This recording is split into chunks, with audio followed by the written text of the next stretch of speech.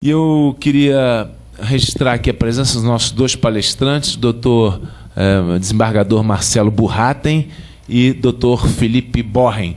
E também o desembargador Najib Slaib, que é o terceiro palestrante, está preso na reunião do órgão especial do Tribunal de Justiça do Estado do Rio de Janeiro. Acabei de falar com a assessoria dele e o desembargador Marcelo Burratem acabou de confirmar isso. Então, nós vamos dar sequência à palestra, ao nosso ciclo. Essa é a sexta palestra.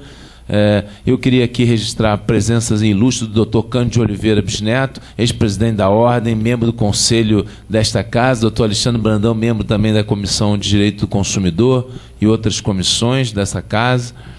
E o tema de hoje é a tutela coletiva e o PLS 282/2012, que é o projeto de lei do Senado, que foi entregue pela Comissão de Notáveis e que está tramitando lá. E nós sabemos o quanto nós temos falado sobre isso, e eles dois que estão estudando o assunto, especialmente na comissão, junto com o desembargador Najib, quanto é difícil, e a gente falava ali, o doutor Cândido, essa questão da tutela coletiva, porque nós todos fomos formados na escola do direito individual. Não é? Talvez o tema não cause alguma comoção, porque, primeiro, que advogado só não acredita muito em projeto de lei. Acredita quando o projeto vira lei. Aí ele começa a se preocupar. Então, a primeira nota é louvar o fato de vocês estarem aqui para tratar dessa questão, que, de fato, diz respeito com o futuro da justiça brasileira.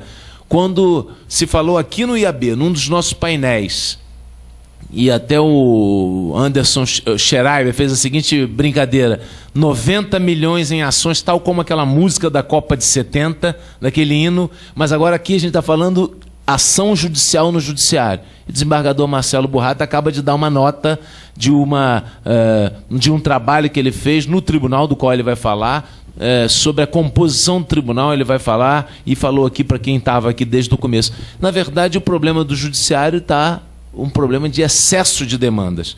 E uma das soluções para esse excesso de demanda é exatamente esse assunto que é o tema da nossa palestra de hoje: tutelas coletivas.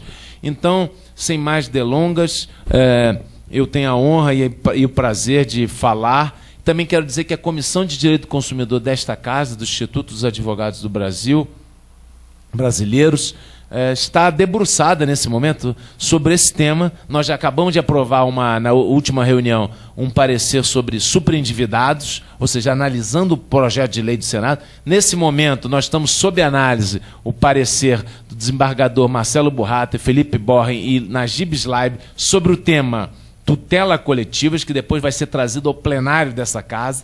Então, eu tenho com muita alegria a palavra do desembargador Marcelo Burratem, que vai começar. E eu gostaria que ele desse, então, a notícia da qual ele é portador, e mais do que portador, articulador de todo... Bom, muito obrigado. Obrigado ao convite do Instituto dos Advogados Brasileiros. Obrigado, amigo Laerte e o Felipe pela paciência, né, a gente trabalhar junto e poder, às vezes, não poder estar presente nessa correria e tudo.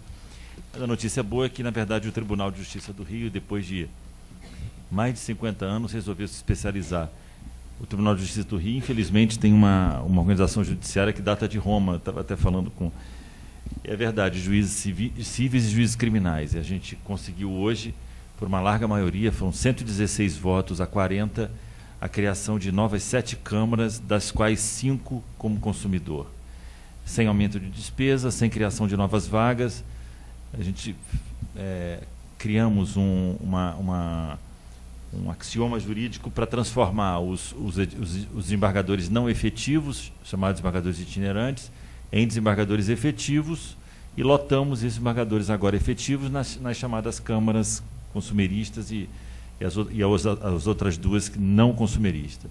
Então, o tribunal vai ficar com 22 câmaras cíveis, mais 5 consumidor, mais 8 criminais, como já só ocorreu hoje. Total de 35, sem qualquer aumento de despesa. E é interessante e importante, porque justamente a gente está na Comissão de Direito do Consumidor dessa Casa, que eu vim aqui no dia que o ministro Herman Benjamin fez a primeira palestra, a primeira audiência pública do projeto foi aqui nessa Casa. E eu estava aqui. Então é interessante a gente depois não só acompanhar, como agora integrar a Comissão de Direito do Consumidor nessa reforma do Código de Defesa do Consumidor na parte de referente às ações coletivas.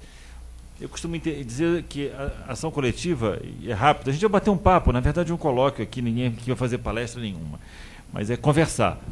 Eu costumo dizer que, infelizmente, o juiz brasileiro, que tem até 40 anos, 38, 40 anos, não é o meu caso, mas eu estou bem perto, e posso dizer até um pouco mais. O juiz brasileiro que tem até 45 anos não estudou ação coletiva. Não estudou. Isso não foi nos dado, não nos foi ofertado, não nos foi apresentado. E nós tivemos que aprender com o bate-bola. O Ministério Público, eu participei do Ministério Público 20 anos, então a sede, eu acho que o grande foco difusor das ações coletivas acabou como o principal legitimado, infelizmente, é o Ministério Público, porque eu acho que a legitimação realmente ela existe, e o principal legitimado é o Ministério Público, mas, no entanto, quem maneja, o único deflagrador dessas ações também, infelizmente, por isso que eu falo infelizmente, é o Ministério Público. Eu acho que outros poderiam deflagrar os órgãos, entendeu? Eu acho que outros podiam deflagrar essas ações. Os órgãos de governo, tem um caso interessante, eu era promotor de tutela coletiva em Niterói. Em determinado momento, chega uma pessoa e fala para mim, doutor promotor, eu queria que o senhor... Não, na verdade, o procurador-geral do município, de um determinado município aqui do Rio de Janeiro, pedindo para que o Ministério Público desistisse da ação civil pública contra aquele determinada pessoa, agente público, porque agora esse agente público era prefeito da cidade e era oposição quando o MP entrou com a ação. Aí pediu para que desistíssemos da ação. Quer dizer, isso é uma verdadeira... sem pé nem cabeça. Então, infelizmente acontece isso e acaba o Ministério Público tendo, na verdade, que manejar a grande parte dessas ações.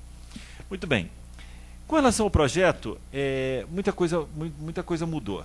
Esse projeto 282, que modifica a ação civil pública na seara do direito do consumidor, ele foi tão fundo que eu acho que às vezes a gente começa a ler, está na metade e termina de ler, e tem a sensação de que, na verdade, quer se mudar todo o procedimento das ações civis públicas.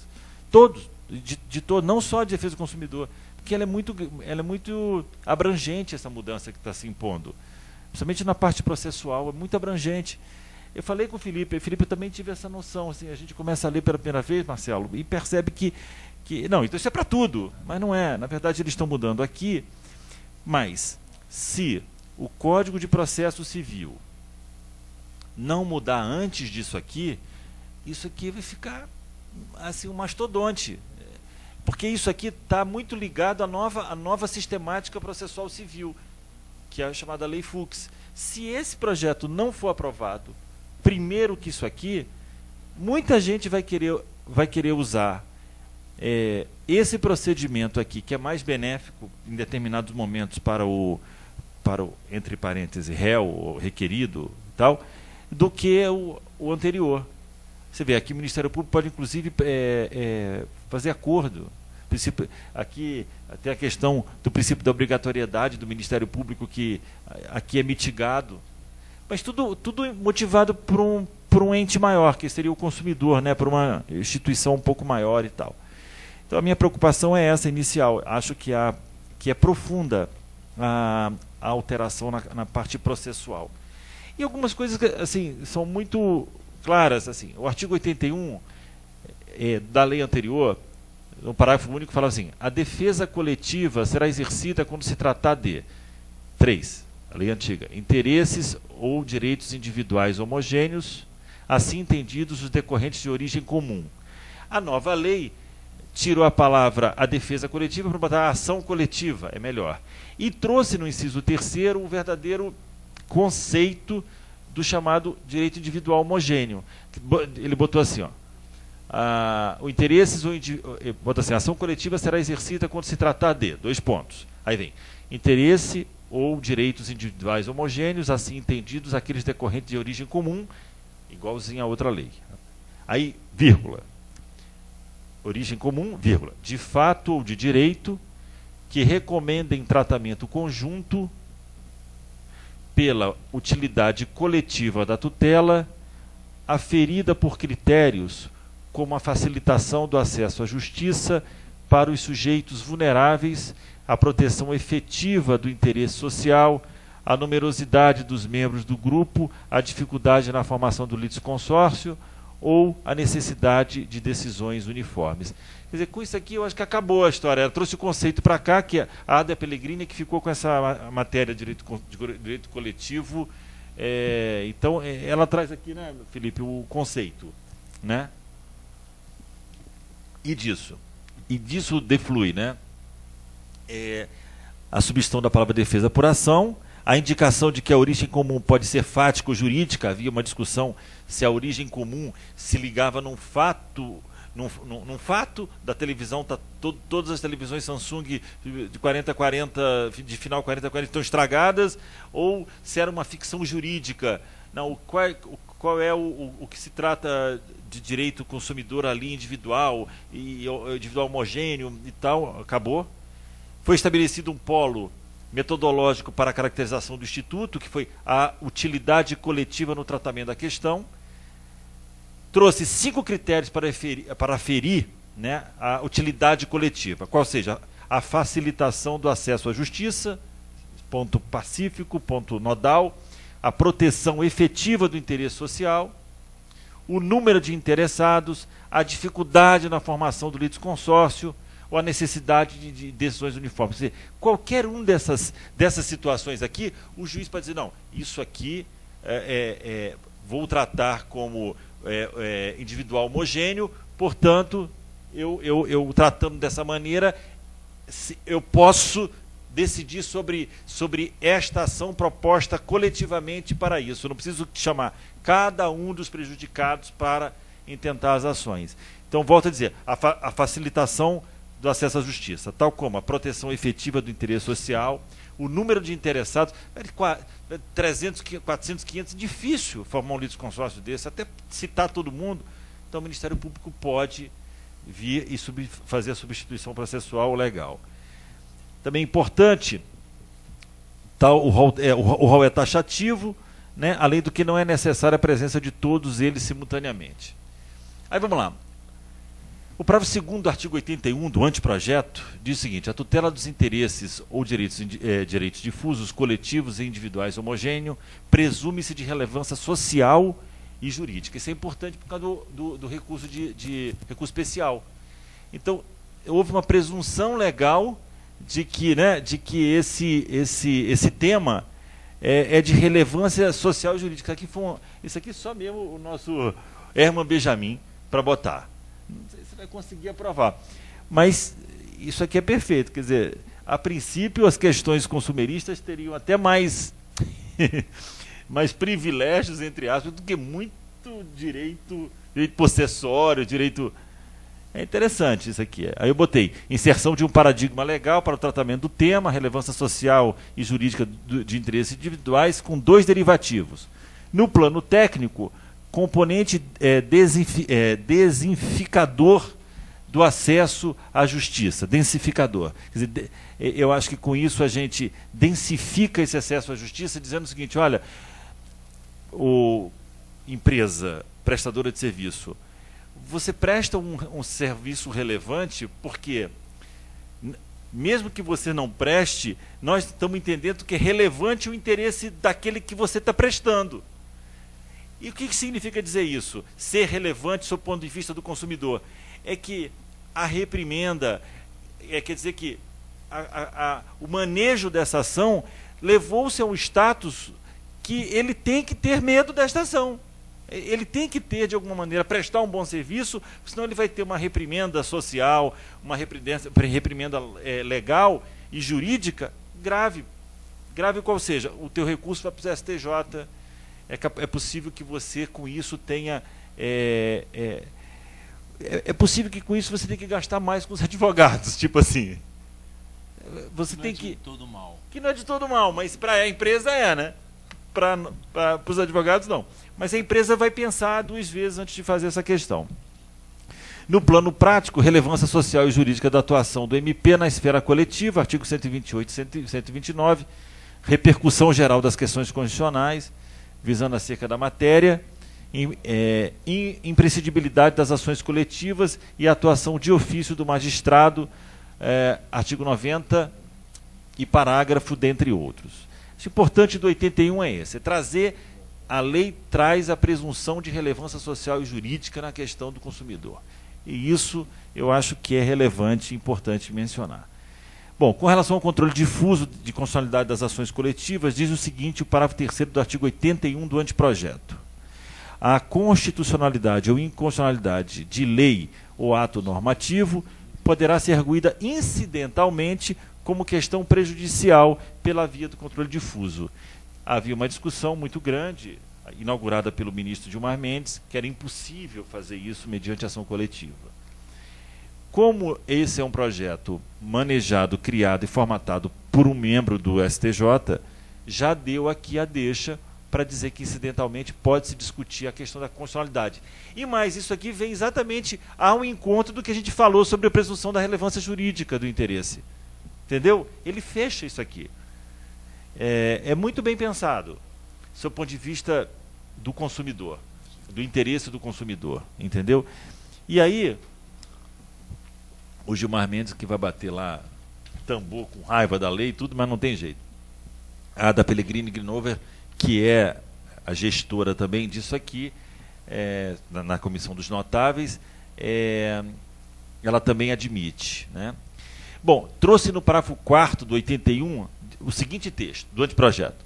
A ação é imprescindível e imprescritível, desculpa, a ação é imprescritível, ela também é imprescindível, né? E as pretensões de direito material prescrevem, se for o caso, no prazo estabelecido por este Código ou pela lei, observado o mais favorável a seu titular. Então, trouxe a questão da imprescritibilidade das ações coletivas. Como vocês sabem, o Supremo já declarou numa ADIM que, em se tratando de ação civil pública, onde está em jogo o erário público, ela é imprescritível. Essa é uma discussão que durou anos, né, sobre a prescritibilidade ou não dessas ações civis públicas. E isso é uma questão interessante, porque o Supremo é o seguinte: há prejuízo ao erário, pediu o Ministério Público o ressarcimento, então ela é imprescritível. E aí o texto traz essa questão do ponto de vista do consumidor também. Do ponto de vista do consumidor. A adoção, resolução da controvérsia em relação à posição do STJ, que adotava a regra referente à prescritibilidade da ação popular, artigo 21 da Lei 4.717/65, que submete a lógica da prescrição imposta à Fazenda Pública para a cobrança dos tributos, etc. Então, essa é uma questão, costumo dizer o seguinte, nós passamos muito tempo subjugados, muito tempo. O consumidor brasileiro, ele era subjugado, ele era completamente deixado à lata, ele não se discutia, não sequer tinha 0800, vamos lá, nós somos um pouco mais antigos, a gente não tinha nem a quem reclamar. A gente não tinha a quem reclamar, para você ter uma ideia. Isso tudo que está acontecendo hoje, esse movimento, é porque ficamos subjugados durante tanto tempo. Tenta ligar para a Vivo aqui, tenta. Se conseguirem, que atendem em 15, meia hora e não sei o que, e volta. Número 1 para isso, número 2 para aquilo, número 3 para você voltar para casa, número 5 para saber o sangue, tipo sanguíneo da sua mãe, Isso é uma esculhambação, não é possível, não é possível. Não tem jeito. Ou a gente parte para um texto dessa maneira, ou a gente vai continuar, apesar, e eu defendo muito isso, eu acho que um dos grandes problemas da prestação de serviço no Brasil foi que os tribunais se acomodaram a dar, eu tenho essa posição, a decidir e a dar indenização por dano moral pequeno. Se nós tivéssemos desde o início, eu tenho certeza, se nós tivéssemos desde o início, Laerte, dado decisões do tipo americana, 150 mil, $1 milhão, eles iam, hoje a gente teria a regra inversa. É inversa, porque eles teriam medo, teriam receio da prestação judicial, da mão forte do Estado, do juiz. O que faz hoje? Eu sei porque eu participei, eu vi isso ser feito. Eles pegam o balanço e veja assim, quantas ações a gente tem contra? A gente tem 50 mil ações, 40 mil ações. Qual é a média brasileira de indenização? 6 mil. Bota no balanço, como prejuízo. Acabou. Então, para eles podem continuar fazendo o que já está escriturado. Vou usar a palavra do meu avô, né? Está escriturado lá, não tem jeito. E fica lá, assim, esse jogo de, sabe, de fazer de conta. Por isso que essas coisas estão dessa maneira. Tem que apertar. A prestação do serviço no Brasil, ela é pífia, ela é ridiculamente pífia, com preços absolutamente abusivos. E eu costumo dizer, como todo mundo diz, e eu só estou copiando o que todo mundo diz, a gente tem uma prestação de serviço de quarto mundo com preço de primeiro mundo. Um exemplo claro, eu fui no show da Madonna. Eu fui no show da Madonna e paguei o camarote não, eu paguei a área VIP. Custa $400. Com $400 você vai em qualquer show no mundo. No mundo. Muito bem. Eu peguei uma fila de mais ou menos 40 minutos para ir ao banheiro, não consegui comer, teve porradaria para tomar um chopp, pagando $400. É inimaginável. Então é por isso que eu falo, tem que recrudescer. E aqui está a resposta. Mas vamos lá. Marcelo, só me permite, é que além desses 3 projetos apresentados pela Comissão de Notáveis, que aqui esteve na primeira audiência pública, também aí a gente vai se debruçar, tentar encontrar primeiro esses projetos de lei e depois estudá-los. Existe a nota da professora Cláudia Lima Marques sobre 3 outros projetos de lei. Um deles a gente esperava, mas ainda não conhece, Alexandre, que é fortalecimento dos órgãos administrativos de defesa do consumidor, PROCONs e coisas do tipo. O que aconteceu? A professora Ada Pellegrina aqui nesta mesa disse, estava naquele dia meio chateada, por causa das pressões políticas, dizendo que outro órgão, e não a Comissão de Notáveis, deveria apresentar esse projeto. Foi apresentado, fortalecimento dos órgãos administrativos de defesa do consumidor, mas foram apresentados 2 outros projetos. Um, Felipe, como danos punitivos. E o 3º projeto é um projeto que reabilita todos os vetos que foram opostos ao Código de Defesa do Consumidor, de 1990. Então nós temos que nos debruçar sobre isso, e aí, que você falou em danos punitivos, a gente tem que olhar isso também. É isso aí.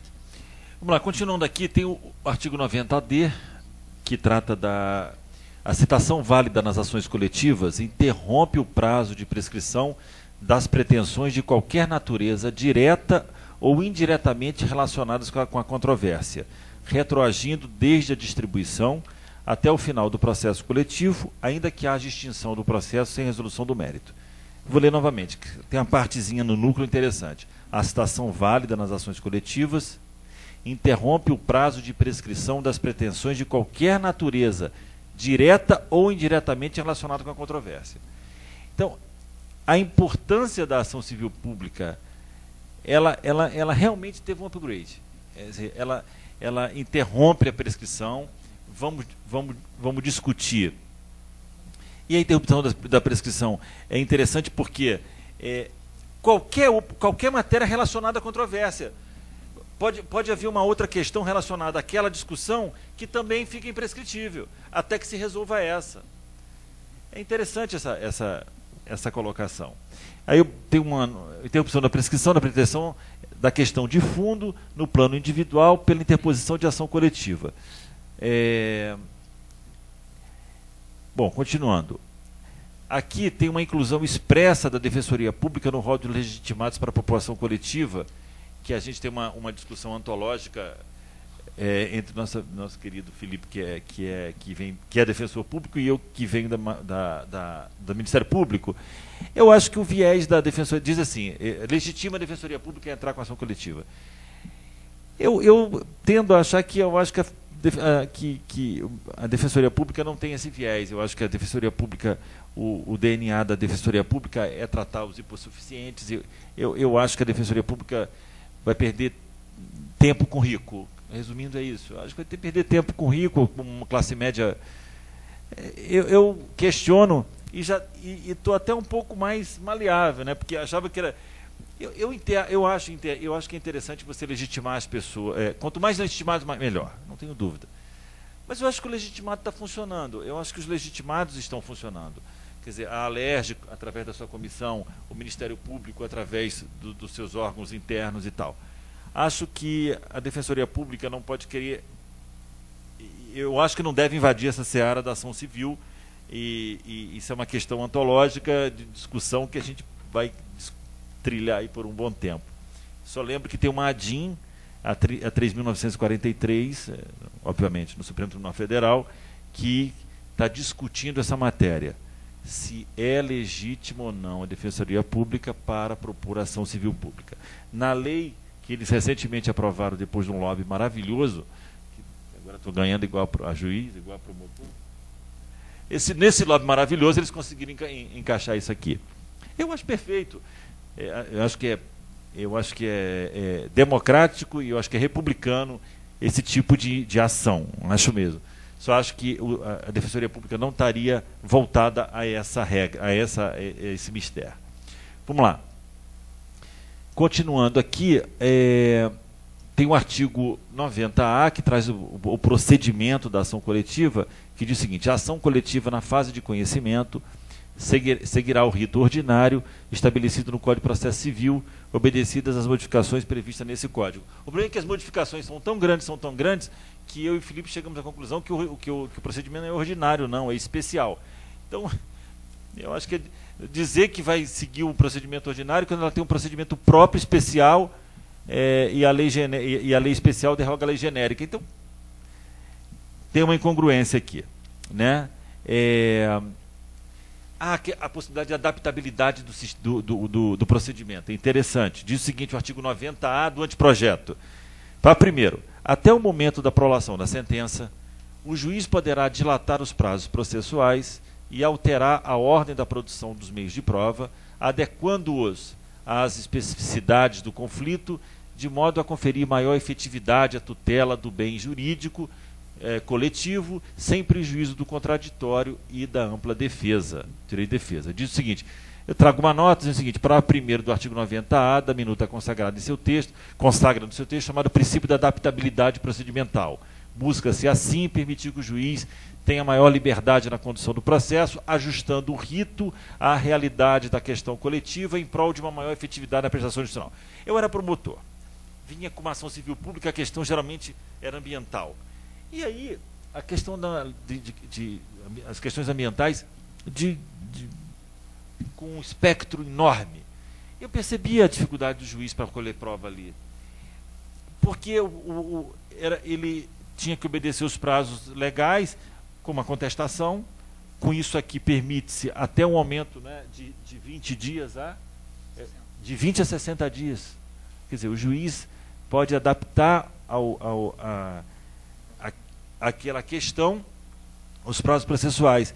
E isso é interessante. Acho que isso é uma evolução no direito brasileiro. Não há isso aqui no direito brasileiro que eu lembre dessa maneira. Então, como é que está meu tempo? Calma, estou terminando.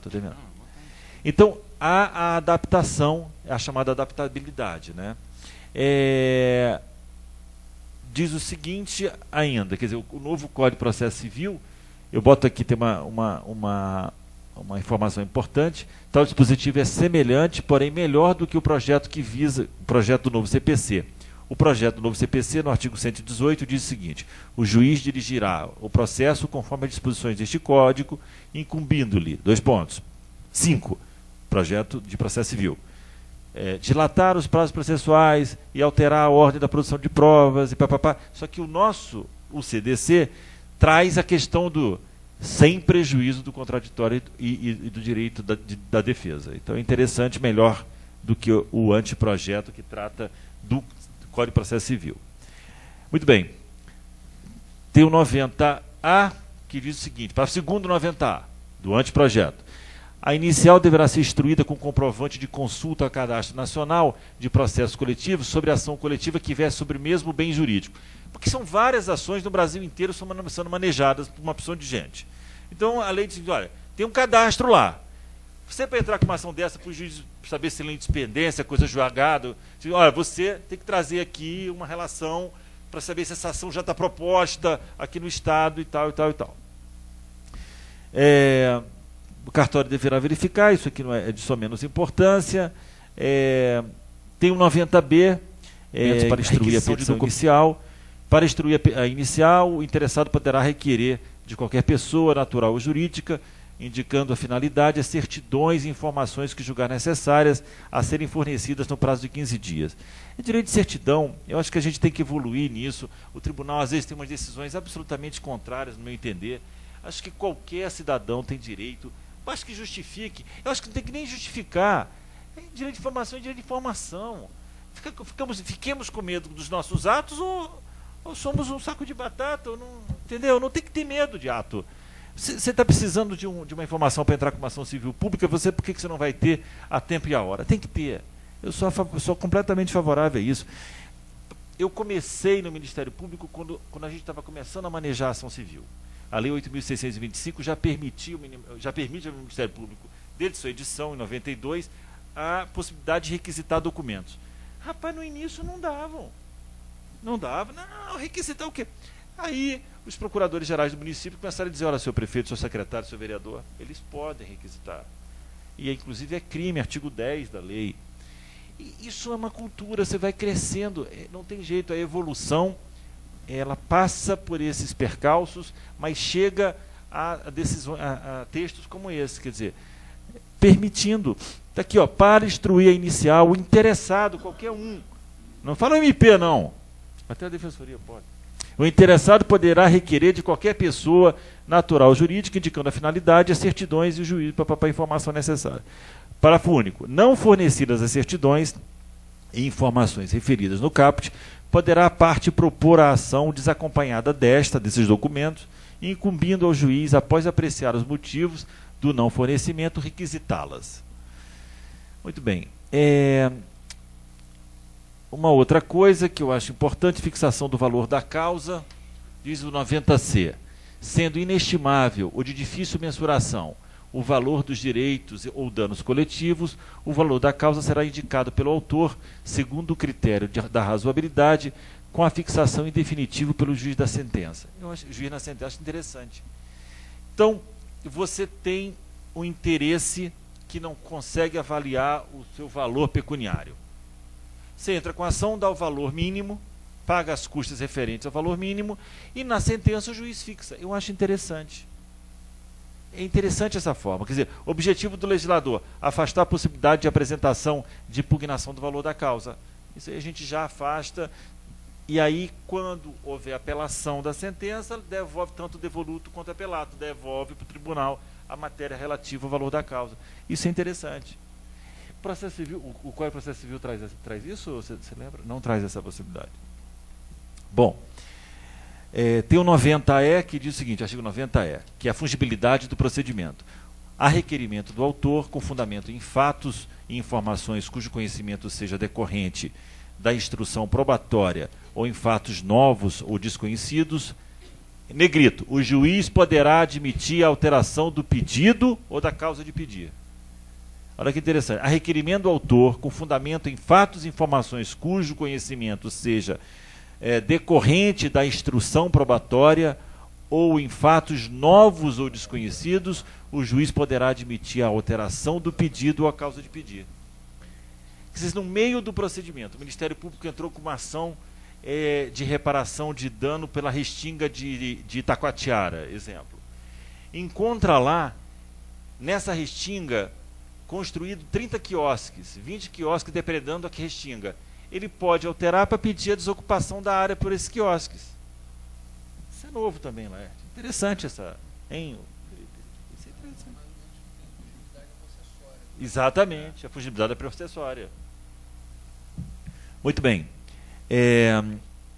Diz o seguinte, o 90F. O juiz, apreciando eventual requerimento de medida de urgência, designará a audiência de conciliação com antecedência mínima de 15 dias, a qual comparecerão as partes ou seus procuradores habilitados a transigir, aplicando-se, no que couber, o disposto no Código de Processo Civil. Então ele traz a possibilidade de uma chamada audiência de conciliação. Eu tenho dúvida aqui, Felipe, e demais colegas aqui, no caso do Ministério Público, eu acho que, eu não sei se o Ministério Público teria condição de transigir em face do princípio da obrigatoriedade, eu fico preocupado, não sei como será isso aqui. Eu quando eu propus várias ações, e aí alguns juízes faziam esponte própria essa audiência de conciliação. E eu chegava lá e dizia, excelência, eu estou representando o Estado, eu não posso. Entendeu? Eu vejo com problema isso aqui se a ação for manejada pelo Ministério Público. Não sei, o que você acha, Felipe? Desculpa, é porque o que acontece é que nós já temos hoje, na vivência atual, a experiência da atuação do Ministério Público fazendo essas transações em sede de TAC. Pera. Existe até um parecer do promotor Emerson Garcia, que é assessor de princípios institucionais do Ministério Público do Estado do Rio de Janeiro, que ele diz o seguinte: o princípio da indisponibilidade significa que não pode dispor, mas transacionar é da própria essência do TAC. Se você chegar para um interessado e falar o seguinte, olha só, vamos fazer um TAC? Vamos. Você me dá tudo e eu não te dou nada. Não, me processa, então. Não tem sentido eu fazer um termo de ajustamento de conduta se eu não puder ter algum tipo, entre aspas, de vantagem. Então, o que o Dr. Emerson Garcia colocou com muito acerto é que a indisponibilidade significa que você não dá uma proteção efetiva. Mas você dá uma proteção efetiva, você pode, por exemplo, estabelecer um prazo para a recomposição do meio ambiente. Você pode fazer, se tiver um valor a ser desembolsado, parcelar esse valor. Enfim, esses elementos, a essência do direito é que não pode ser disponível. Você não pode abrir mão da proteção integral daquele bem. Mas a forma como essa proteção vai se dar é que pode ser objeto de transação. Felipe, olha então, só. me parece que não há... Se for um TAC, eu estou de acordo com você, modos em rebus, porque se a questão for de reparação ao erário público, posso te garantir que nenhum promotor fará um acordo desse. Não. Nenhum promotor. Não. Se for de restituição por prejuízo ao erário, não se tem feito isso. Com relação, se for a questão de meio ambiente, mitigação da área alvejada, transmudada, isso tudo se faz até no termo de ajustamento de conduta. Mas quero dizer o seguinte, é que proposta a ação é que me preocupa. Acho que se o termo de ajustamento vier no meio da ação, acho até que não deveria. Eu defendo a possibilidade do Ministério Público fazer termo de ajustamento de conduta e no meio da ação não precisar da homologação judicial. Não precisa da homologação judicial. Ela tem força executória natural, intrínseca. Eu acho que aí pode. Quer dizer, então, a gente vai ter que saber aonde que a gente vai aplicar isso aqui. Nesse caso aqui, se é consumerista, eu acho que está bem colocado. Não se pode levar isso para outras ações civis públicas de improbidade, exemplo. Não dá. Improbidade não dá. Mas como a gente está tratando nessa questão aqui, vamos admitir que o Ministério Público faça um termo de ajustamento e junte nos autos e tal. Até porque, se essa audiência de conciliação, a Samsung chegar, qualquer uma, Sony e tal, tá bom, eu vou devolver a 150 mil televisões. Pronto, aí é a aceitação do pedido, não é nem... Me dá um prazo de 1 ano e eu faço isso... É razoável. É razoável. Então, eu acho que o núcleo central não perde em disponibilidade. Eu não posso chegar e falar assim, não, tudo bem, então deixa para lá. Não entrega televisão nenhuma. Isso não pode dizer, realmente. Mas a forma como a proteção vai se dar é que pode ser objeto de... E eu acho que é isso o espírito da proposta. Do artigo, né? Vamos lá. Para primeiro diz... A audiência de conciliação será conduzida por mediador ou conciliador judicial, onde houver nos termos da legislação em vigor. Então, a audiência de conciliação será conduzida por mediador ou conciliador judicial. Aqui tira a figura do juiz nessa mediação. Acho errado também. Quer dizer, também não. Eu acho que essa aqui é uma coisa, é um nó que a gente pode resolver de outra maneira, né? Aí vem, quando indisponível bem jurídico coletivo, as partes poderão transigir sobre o modo de cumprimento da obrigação, desde que haja concordância do Ministério Público. Quando indisponível bem jurídico coletivo, as partes poderão transigir sobre o modo de cumprimento da obrigação, desde que haja concordância com o Ministério Público. Há uma discussão aqui, seria concordância ou seria manifestação do Ministério Público. Se o Ministério Público não concordar aqui, tratando-se de direito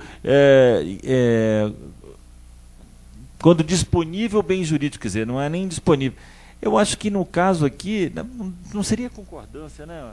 Se é disponível bem. Acho que quis garantir que o Ministério Público seria funcione, ouvido. mas não como... Mas se o Ministério Público concordar, agrava. Não recorre. Se for Entendeu? Acho que é desnecessária essa concordância aqui do Ministério Público. O Ministério Público deve ser ouvido. Né? O parágrafo 3º diz: o não comparecimento injustificado do réu é considerado ato atentatório à dignidade da justiça da empresa. Vamos supor, a empresa não vem, o juiz marca a audiência de conciliação, não vem. Então é considerado ato atentatório à dignidade da justiça e será sancionado com multa de até 2% do valor da causa ou da vantagem econômica objetivada revertida em favor da União dos Estados. Quer dizer, o projeto se preocupou na possibilidade de diminuição dessas ações. Quer dizer, vamos tentar fazer um acordo para que essas ações não prossigam e não abarrote mais o judiciário. Tentou de toda, vocês vão perceber aqui, toda maneira fazer um acordo. E é razoável. Porque um acordo é menos uma ação. Então vamos lá. O não comparecimento justificado do autor acarretará na extinção do processo em julgamento do mérito, assumindo o Ministério Público a posição de autor, salvo recusa fundamentada.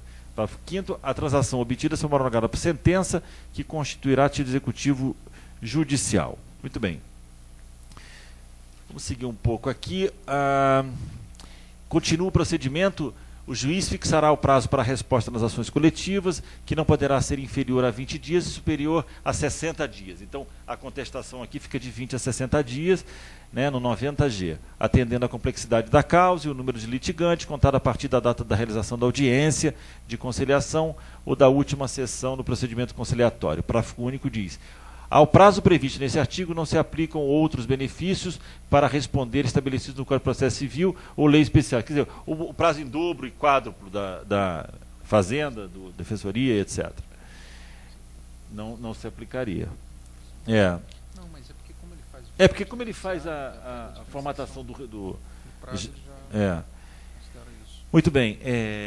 Não obtida a conciliação, o juiz abrirá imediatamente a audiência ordinatória, tomando fundamentadamente as seguintes decisões. Decidirá se o processo tem condições de prosseguir na forma coletiva. 2. Poderá separar os pedidos em ação coletivas distintas, voltadas à tutela fracionada dos interesses ou direitos difusos coletivos individuais, homogêneos, desde que a separação das ações preserve o acesso à justiça dos sujeitos vulneráveis e tal. Então, eu acho, assim, vamos ser rápidos aqui. Eu acho que o projeto tem avanços importantes. Acho que a questão da evolução do processo em si foi muito além do que deveria dizer. Acho que não precisaria chegar a tantas minúcias assim. Mas, de qualquer maneira, eu acho que a pedra é a possibilidade da gente fazer um acordo e essas ações terminarem antes de que outras... Né, primeiro, acesso. Dado o acesso, a possibilidade de um acordo, precisa de acordo, homologação, e isso é importante para que a gente diminua o número de demandas judiciais. Né? Eu acho que, a princípio, é isso. Tinha muita coisa para falar, mas a gente não tem muito tempo, o projeto é longo. Estou aqui para a gente bater um papo com o Felipe e tal. Agradeço a vocês. Tá bom?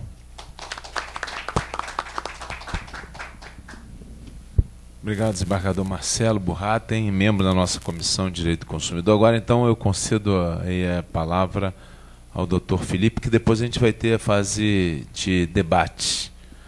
Doutor Felipe Borren tem a palavra. Senhoras e senhores, muito boa tarde. É uma honra para mim estar participando dessa mesa aqui, e eu gostaria de agradecer a presença de todos aqui e o convite do Dr. Laerte para estar participando aqui dessa conversa. O que eu queria, antes de mais nada, esclarecer é que nossa mesa seria composta por 3 integrantes. Além do Dr. Marcelo e eu, o Dr. Najib. E o Dr. Najib comunicou que não vai poder comparecer, porque ele está preso numa audiência do órgão especial aqui do Rio de Janeiro.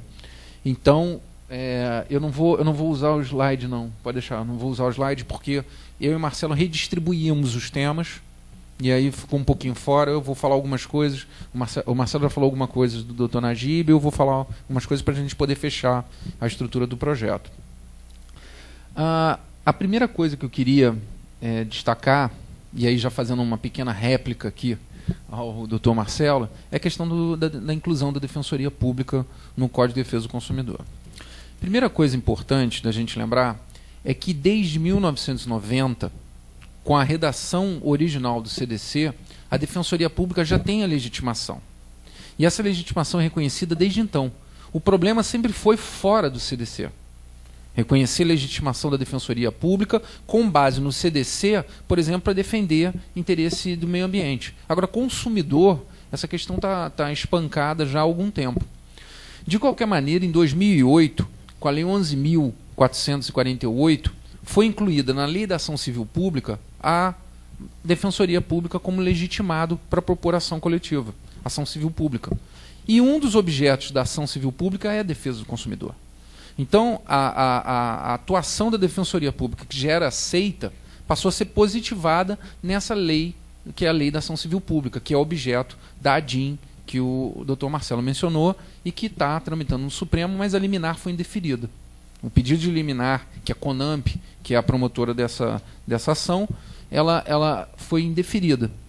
E eu costumo explicar para os colegas, eu gostaria de explicar para os colegas, que essa ADIM tem um pedido principal e um pedido subsidiário.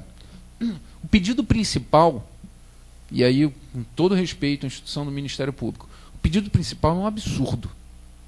Porque ele diz basicamente o seguinte: o Ministério Público é o dono da ação civil pública. Com todas as letras. A ação civil pública é do Ministério Público e a Defensoria Pública entrar nessa seara está invadindo atribuições que são constitucionalmente atribuídas ao Ministério Público. Esse argumento, ele para mim é tão absurdo que fica até difícil de rebatê-lo. Mas eu poderia rebater dizendo o seguinte: a ação civil pública não é do Ministério Público, não é da Defensoria Pública, é da sociedade. Então, primeira coisa importante de a gente estabelecer aqui como premissa básica: a ação civil pública é uma questão de índole constitucional e o seu titular é a sociedade. Os legitimados, qualquer que sejam, são meros representantes desse instrumento e que, portanto, nem o Ministério Público, nem ninguém é dono da ação civil pública e da legitimidade para ações coletivas.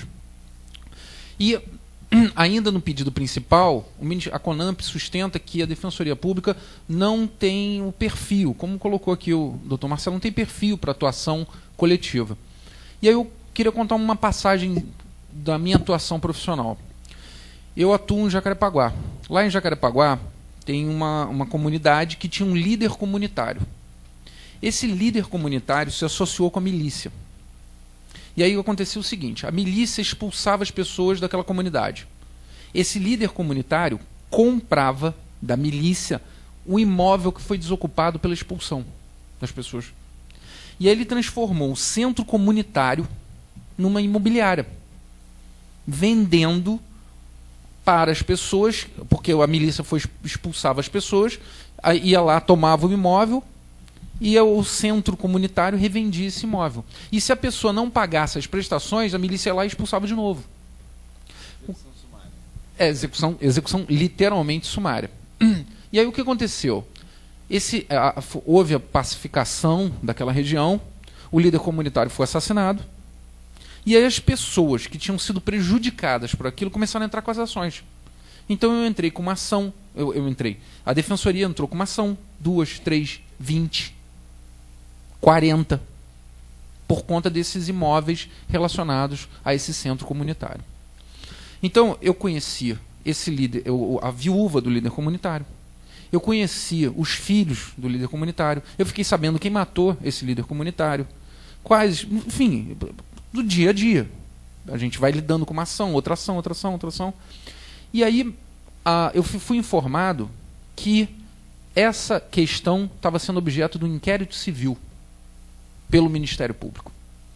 E aí eu passei a usar isso, passei a falar isso: olha, gente, não se preocupa, porque essa questão está sendo tratada pelo Ministério Público. Está sendo tratada pelo Ministério Público. Isso está sendo tratada pelo Ministério Público. Até que um dia chegou uma parte e falou assim, eu falei: olha, isso está sendo tratado pelo Ministério Público. Aí a parte disse: eu sei, está aqui o inquérito civil. E tirou a cópia do inquérito civil. E botou na minha mesa. Que não é uma coisa normal, o Marcelo sabe disso. Normalmente não se tira cópia de inquérito, mas pareciam autênticas. E eu fui ver o inquérito civil.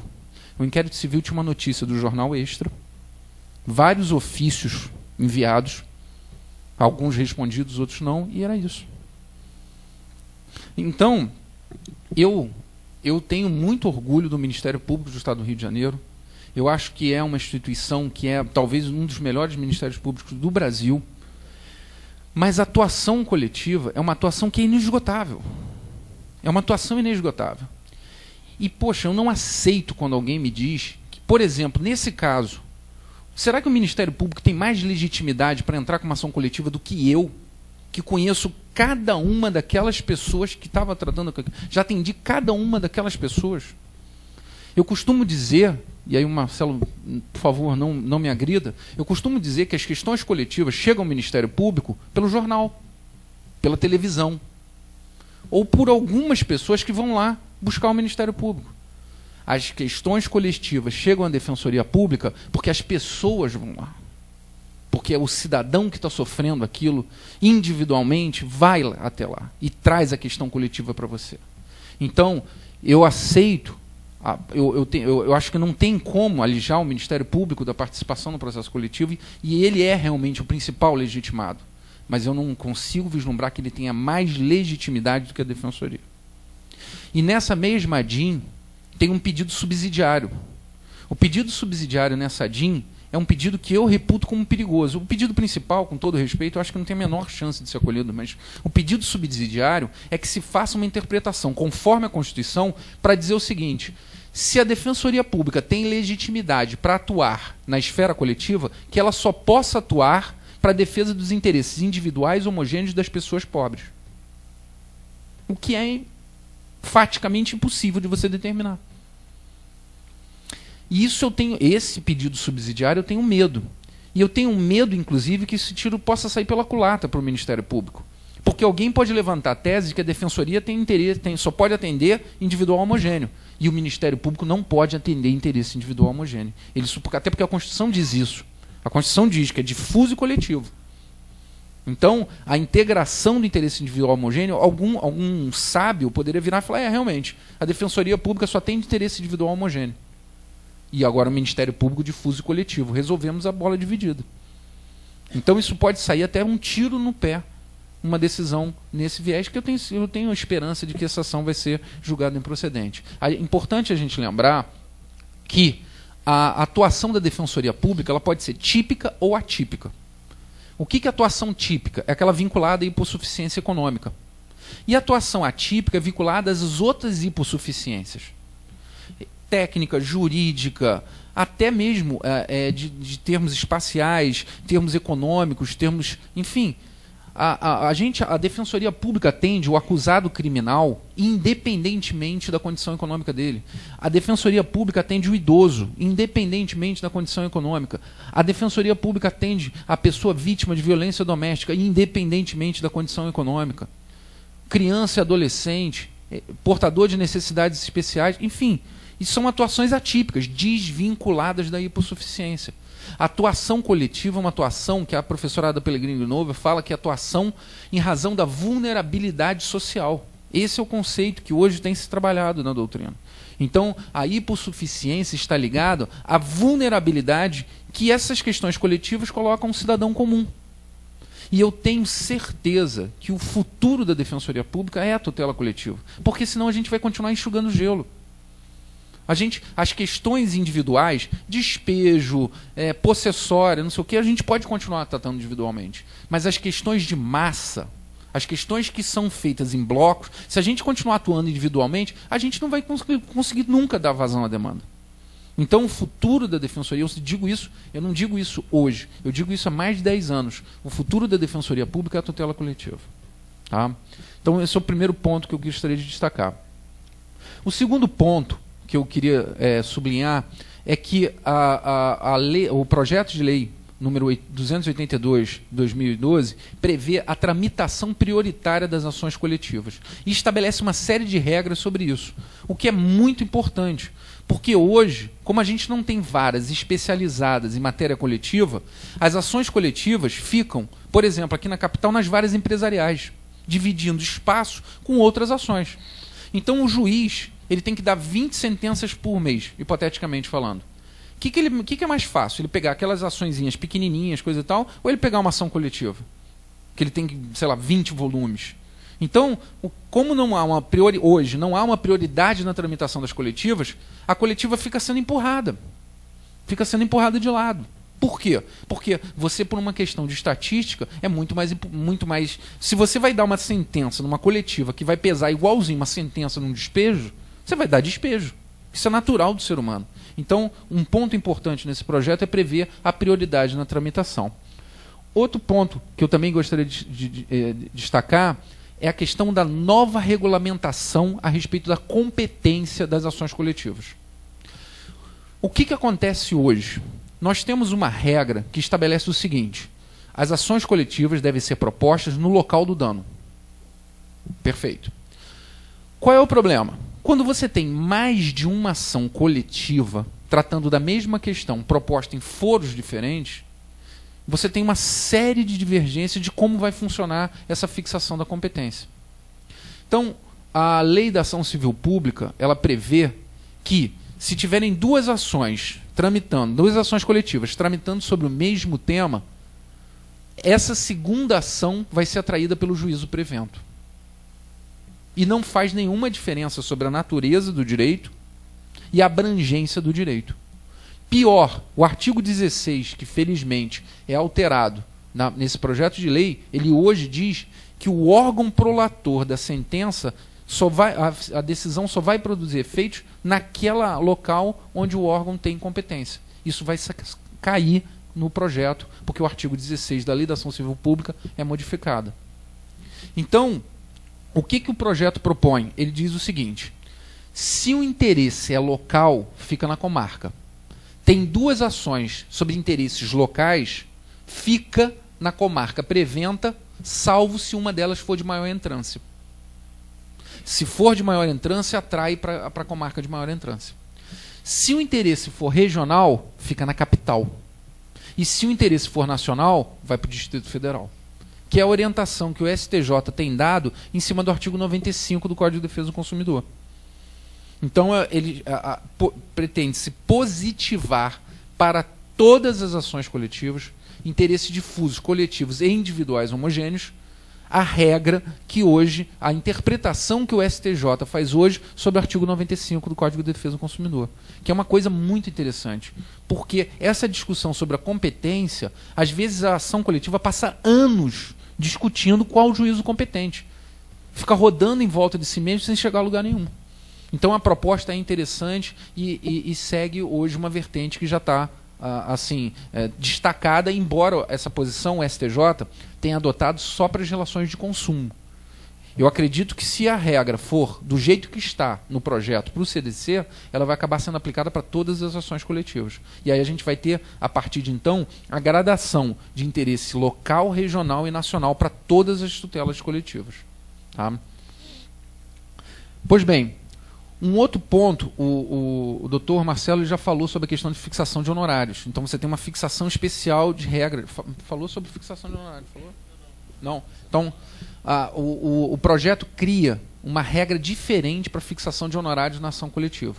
Por quê? Porque reconhece que a ação coletiva é uma ação de alta complexidade, de uma responsabilidade enorme. Então, ele estabelece que esses honorários vão ser fixados a partir de 20% do valor da causa. Como bem disse o doutor Marcelo, o valor da causa passa a ser simbólico. Então, você tem que ter, em relação à fixação de honorários, o estabelecimento em cima daquele patamar que o juiz considerar como definitivo. E ele estabelece que esse será de, no mínimo, 20%. Isso é importante, porque você virar para um advogado e falar assim, olha, pega uma ação coletiva que vai levar anos, que você vai ter que brigar com uma empresa gigante, que você vai ter que acompanhar, vai ter que fazer audiência, e agora você pode ter audiência pública, pode ter intervenção do amicus curiae, pode ter terceiro imparcial, que são coisas que eu ainda vou falar. Então isso tudo traz uma altíssima complexidade para o procedimento coletivo e, portanto, faz jus o advogado que atua nessas causas a uma remuneração diferenciada. Agora, o projeto tem uma coisa que é muito complicada e que eu conversei com o Marcelo, conversei com o Laerte, que eu estou em dúvida se apoio ou não apoio. E eu acabei entendendo que não apoio. Mas a primeira vez que eu li o projeto, eu falei não. A segunda vez que eu li, eu falei sim. E a terceira vez eu falei não. Que é a compensação financeira para as associações civis. O que o projeto diz? Quando uma associação civil entrar com uma ação coletiva e ganhar, o juiz poderá fixar um valor como uma compensação financeira pelo fato daquela associação ter defendido o interesse da coletividade. Tá? Por que eu achei, a princípio, que seria uma coisa positiva? Porque você associações a entrarem com ações coletivas. Então eu pensei, não, isso pode ser uma coisa positiva. Só que depois eu comecei a refletir melhor, eu falei que eu acho que isso esbarra num componente ético. Porque, na verdade, se a associação existe, ela já existe para proteger aquele interesse. Se você dá uma compensação financeira, essa compensação financeira pode incluir um elemento econômico numa atividade que deveria ser, a princípio, uma atividade da própria essência da associação. Exatamente. Então, se você... além disso, eu elenquei algumas razões, eu fiz um arrazoado sobre isso, mas eu costumo dizer o seguinte, não é da nossa tradição jurídica compensar a parte por ter ingressado em juízo. E aqui não tem a ver com ônus sucumbenciais, não, tá? É uma compensação financeira mesmo. Então, eu acabei, e isso eu gostaria depois de ouvir a opinião dos senhores, eu acabei concluindo que isso não é uma coisa positiva, eu vou destacar uma emenda para que isso seja rejeitado. Eu não sei se o plenário vai concordar comigo, eu tenho as minhas questionamentos, mas eu acho, no final das contas, que isso não é uma coisa positiva para a tutela coletiva. Como também já disse o doutor Marcelo, foi incluído um capítulo inteiro para tratar do procedimento das ações coletivas.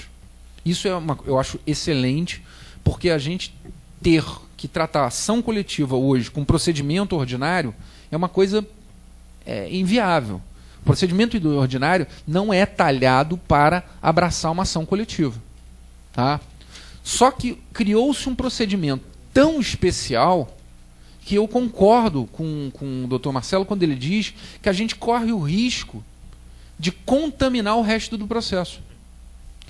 Numa apertada síntese, como é que ficou o procedimento da ação coletiva? No Código de Defesa do Consumidor, segundo o projeto. Você tem primeiro a petição inicial. Da petição inicial, o juiz pode apreciar as liminares, os pedidos liminares. Perfeito.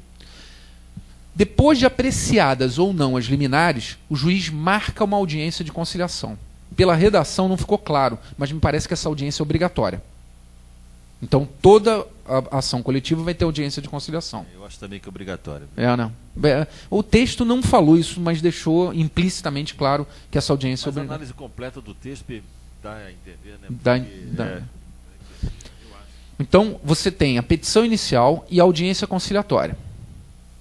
Tendo acordo, ótimo, acabou. Não tendo acordo, o que acontece? O juiz marca o prazo para a resposta, que pode ser, como já foi salientado, de 20 a 60 dias.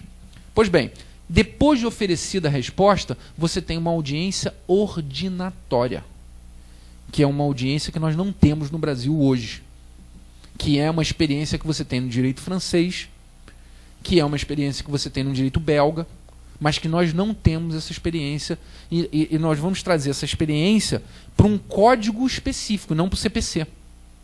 O que seria essa audiência ordinatória? O juiz vai fixar os pontos controvertidos, organizar a instrução, vai analisar se a causa é verdadeiramente coletiva, porque ele pode entender que aquela causa não é uma causa coletiva. Hoje, vou dar um exemplo para vocês que saiu recentemente no STJ. O Ministério Público do Estado de São Paulo entrou com uma ação civil pública para tutelar o interesse de 3 pessoas. Passaram-se 10 anos e o STJ disse, isso não é uma ação coletiva. Depois de 10 anos, não é uma ação coletiva. E determinou a extinção do processo sem resolução do mérito. Note-se, há 10 anos tinha liminar nesse processo. Então a questão já estava resolvida materialmente, faticamente, há muito tempo. E 10 anos depois o STJ virou e falou: isso não é uma ação coletiva. Extinguiu o processo sem resolução do mérito.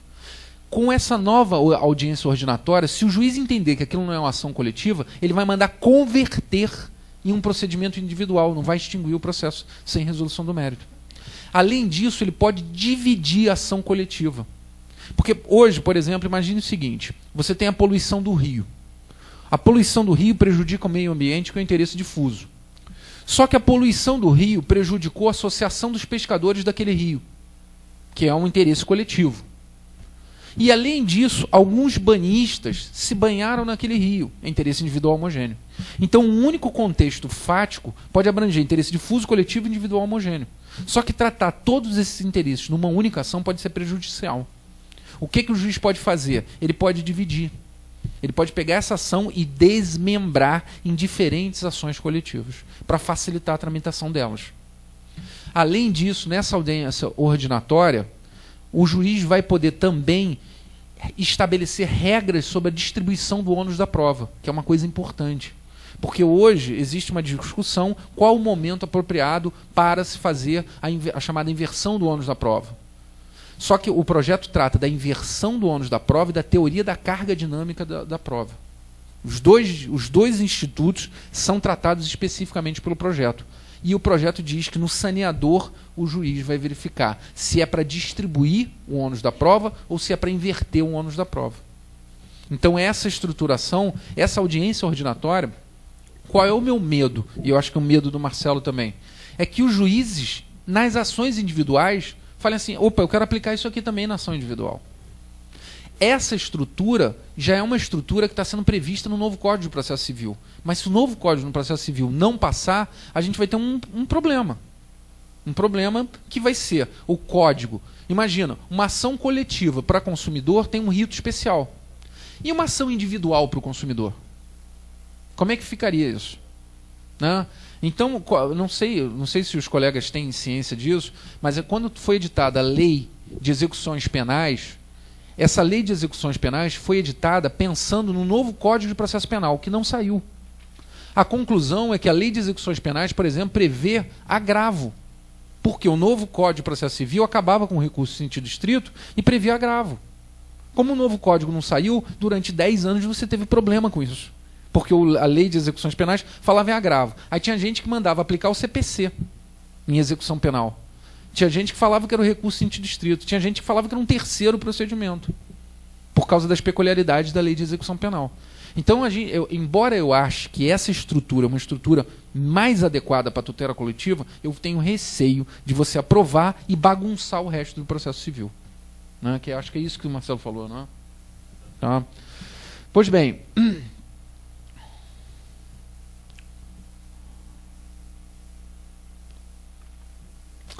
Outra coisa importante, nessa audiência ordinatória está previsto a intervenção do terceiro imparcial.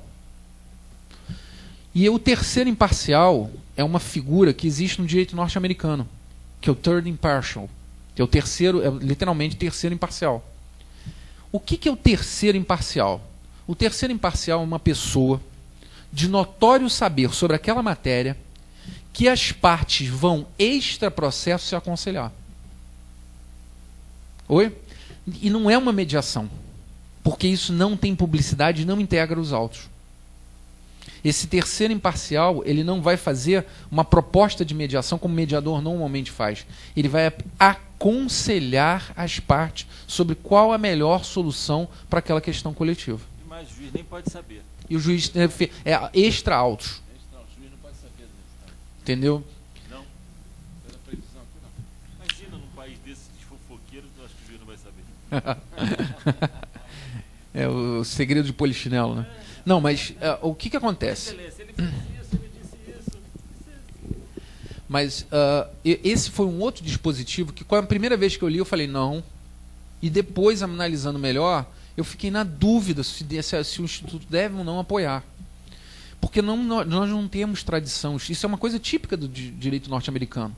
Direito norte-americano, você tem as figuras do rent a judge, você tem as figuras do consul, você tem as figuras... Tem vários elementos, às vezes fora do processo, que atuam processualmente. Felipe, eu passo aqui, olha só, no 90O diz o seguinte: para fiscalizar e implementar os atos de liquidação e cumprimento da sentença coletiva, o juiz poderá nomear pessoa qualificada, física ou jurídica, que atuará por subrogação e terá acesso irrestrito ao banco de dados e à documentação necessária ao desempenho da função exercida atendendo às diretrizes. Quer dizer, significando dizer o seguinte: o juiz, dada a sentença, o juiz nomeia um para executá-la. Pelas partes. Quase execução. Na verdade, ele é um fiscalizador dessa implementação. Aí fiscaliza. Um exemplo. Esse artigo, eu sei porque que ele veio. Esse aqui tem uma figura antológica. O MP no Brasil inteiro tem um sem número de ações, sem com S, um sem número de ações, que estão com a sentença há muitos anos para executar, e o promotor que entrou não se deu conta, que depois sumiu, que depois saiu, que foi para outra comarca, que chegou o novo. Então isso aqui é para fiscalizar essa execução. Que hoje a gente tem um problema seríssimo. As pessoas ganham a ação coletiva e não executam. Não executam.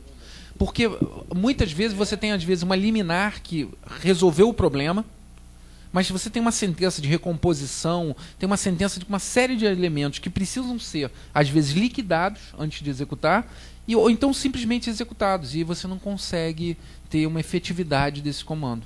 Então a proposta, tudo bem que a proposta ficou talvez um pouco radical, no sentido de você ter poderes ali, talvez próprios de execução. E o juiz nomeia ele e ele vai poder entrar nos autos. Né? Ele participa efetivamente nos autos. Então esse sujeito é uma pessoa cujo objetivo é promover a execução. Ele vai promover a execução, não para ele. Ele não é exequente. Ele não é parte, ele não é exequente, mas ele vai poder promover a execução. Tá? Então, é o outro ponto do projeto que eu também tenho dúvida em apoiar.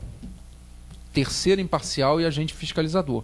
Nas minhas conclusões, na minha parte do relatório... Fiscalizador da execução, porque tem várias ações que não são executadas. Eu sou mais positivo, eu também sou mais favorável ao agente fiscalizador. O terceiro imparcial eu tenho realmente... A gente não é da nossa cultura jurídica esse tipo de procedimento. Eu não sei... Quando eu falei isso para a professora Ada Pellegrini Nover aqui, ela balançou assim a cabeça como se dissesse assim... Só faltou meu filho. Mas, enfim, é um ponto que eu queria destacar. Outra coisa importante, o projeto prevê para as ações coletivas a alteração do sistema de concessão de efeito suspensivo aos recursos. Você vai passar a ter um sistema op iudice ao invés de op legis. Isso significa que a apelação vai parar de ter efeito suspensivo op legis e você vai ter que requerer ao juiz a concessão do efeito suspensivo. A princípio o efeito é devolutivo somente. Né? A princípio o efeito é devolutivo somente. Mas vai fugir da regra geral hoje do CPC, mas que é a mesma regra que está sendo prevista no novo Código de Processo Civil. Né? Então isso é um outro ponto também importante. Eu acho que dá muito poder ao juiz. Você tem que pensar nisso. Dá muito poder. Bem, de qualquer maneira, a partir do momento que o projeto ele estabeleceu as seguintes premissas: a concessão do efeito suspensivo vai depender da demonstração de fumus moniur e periculo mora. Ou seja, a concessão do efeito suspensivo passa a ser um provimento de natureza cautelar, que você vai ter um sistema próprio de cautela. Ou seja, se você vai ter que demonstrar que aquela decisão pode causar um risco e que, eventualmente, existe um direito ali a ser tutelado, que ainda que em nível de aparência, de verossimilhança, aquele direito pode ser eventualmente tutelado. Tá? O projeto de lei também prevê algumas regras, que é uma coisa interessante. Nós tivemos uma decisão recente aqui no Tribunal de Justiça do Rio de Janeiro sobre uma ação coletiva contra o Banerj. E essa ação coletiva é o típico interesse individual homogêneo. E o Código hoje diz que a sentença na ação para interesse individual homogêneo tem que ser ilíquida. Coloca claramente isso. E essa sentença não foi líquida. E o banco recorreu, e o TJ disse, nesse caso, porque era de devolução de tarifa, não precisava ser ilíquida. O juiz já tinha os elementos nos autos para estabelecer quem foi prejudicado por aquilo e qual é o percentual. E aí você não precisava dar uma sentença ilíquida. Só que aí o banco recorreu e o Tribunal de Justiça manteve a decisão dizendo o seguinte, que quando for possível, nos interesses individuais homogêneos, liquidar o dano, o juiz já pode fazer isso de plano, para evitar o prolongamento. Tá? E o projeto apresenta uma estrutura para o juiz fazer isso, que me parece bastante positivo. Outra coisa importante também, que é uma coisa que existe na lei da ação popular, mas que não existe no Código de Defesa do Consumidor, é a possibilidade de, quando você estiver processando, e um dos réus for o Estado migrar para o polo ativo da demanda. Que é o que acontece, eventualmente, na ação popular. Então, imagine o seguinte, eu estou processando uma empresa por conta de um produto defeituoso e também o Estado que teria que ter a regulamentação, a fiscalização, autorizou o consumo ou qualquer coisa. Nessa ação coletiva, se o Estado verificar que aquele produto realmente é nocivo e que ele falhou no seu dever de fiscalizar, ele pode migrar para o polo ativo e passar a ser colegitimado no polo ativo da demanda. Isso é um outro elemento bastante interessante que a gente já tem, apesar de não ser, na prática, é muito raro disso acontecer, mas a gente tem isso na ação popular já há bastante tempo. E, finalmente, o último tópico que eu queria destacar, eu acabei falando dos tópicos do professor Najib, por isso eu falei um pouco mais superficialmente, a possibilidade da suspensão das ações individuais sobre consumo em razão da tramitação de uma ação coletiva. Ou seja, pega-se a experiência que a gente já tem sobre recurso especial repetitivo, artigo 543b e c do CPC, e sobre repercussão geral em recurso extraordinário, artigo 543a do CPC. A ideia é, quando você tiver uma ação coletiva tramitando sobre um determinado tema, suspender até no máximo 2 anos, se o direito for disponível, a tramitação das ações individuais. Tá? Então a diferença fundamental é que são 3 diferenças fundamentais. Primeiro, não é qualquer ação individual que pode ser suspensa. Se for, por exemplo, uma ação se tratando de saúde, imagina, briga de plano de saúde, não pode suspender. Segundo, estabelece-se um prazo de 2 anos máximo para essa suspensão. E terceira, essa suspensão, hoje, a suspensão ela pode ser determinada pela terceira vice-presidência ou pelo STJ. No caso do projeto, essa suspensão pode ser determinada, inclusive, pela primeira instância. Tá? Então, esses são os pontos que eu considero mais relevantes para tocar dentro desse projeto. Tá, ok? E aí, quando eu gostaria de me colocar à disposição para a gente discutir e analisar isso, agradecendo mais uma vez a atenção e a oportunidade de estar aqui falando. Muito obrigado.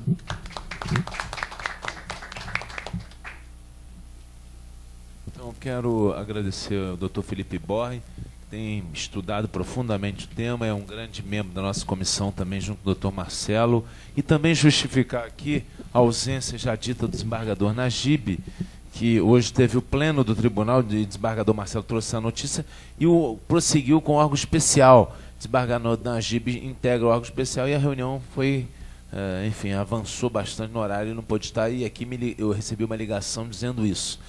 Eu vou colocar logo a primeira pergunta, que é o seguinte: o desembargador Marcelo tem que estar no tribunal às 18 horas, mas eu queria ouvi-lo.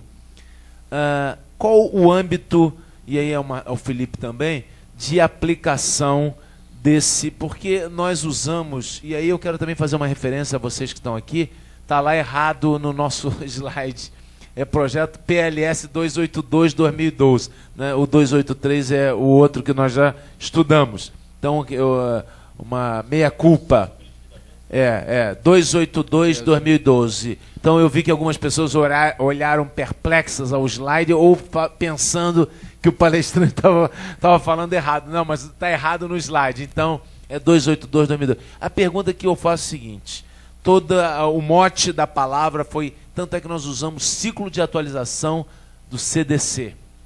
Então, a gente falou de comércio eletrônico, tudo bem, de superendividamento, tudo bem, mas tutela coletiva atualizar o CDC? E aí eu perguntaria, e o Marcelo trouxe nota disso quando falou, enfim, por primeiro, dizendo o seguinte: se o projeto Fux não acontecer, se eu entendi bem, você me corrige se eu estiver errado, esse projeto de lei eu tenho medo que ele seja usado em benefício do réu, se eu não entendi bem. Então, eu queria saber o seguinte, qual o âmbito, quer dizer, com e sem o projeto Fux? Vamos admitir, e é o que se espera, que esse projeto de lei do Senado, tal como os demais outros dois aqui que nós já estudamos, comércio eletrônico e subsídio, andem no Senado e cheguem à Câmara e andem mais rápido que o projeto Fux. Qual o horizonte? Ele vai abranger tutela coletiva em qualquer situação? Só vai se adequar ao consumidor? Qual é a visão? Eu acho que vai virar um caos jurídico, assim, vai ser uma grande discussão na doutrina, na jurisprudência, é saber se você poderá aplicar esse rito, que obviamente, por conta de que está alterando o CDC, a gente pode afirmar que essas alterações são destinadas às ações coletivas, né? Seja ela direito difuso, coletivo ou individual homogêneo, quer dizer, os interesses transindividuais. Mas a questão é que nós sabemos como é que é a interpretação disso, quer dizer, não sabemos como vai ser a interpretação disso no seio dos tribunais. Se essa reforma vier do CPC, eu acho que está concetâneo. Eu não sei se o Felipe, se na hora que ele manda obedecer o procedimento ordinário, ele está dando uma porta para dizer o seguinte: se o CPC não for aprovado, você segue o procedimento ordinário do CPC antigo. Se for, você vem com isso aqui. Quer dizer, eu tenho essa dúvida, mas estou propenso a admitir que esse procedimento ele é específico para a ação coletiva consumerista. Mas... Eu também acho que isso pode gerar um problema sério. Aprovar o projeto, não aprovar o CPC, pode gerar um problema sério. Mas eu acho também que tem um efeito salutar. Eu vou fazer o outro lado também. Tem um efeito salutar. O Código de Defesa do Consumidor foi o primeiro código geral a tratar de tutela específica, o famoso artigo 84 do CDC. E esse tratamento, na época, foi muito criticado por conta disso, porque você gerou uma disparidade entre o CDC e o CPC. O que acabou acontecendo? As regras de tutela específica migraram para o CPC. Então, os juízes começaram a aplicar o 84 para outras hipóteses, que não de relação de consumo, e com o passar do tempo isso foi incorporado ao CPC. Então, de certa forma, se eventualmente... É claro, se você me perguntasse assim, o ideal seria que aprovasse os dois códigos.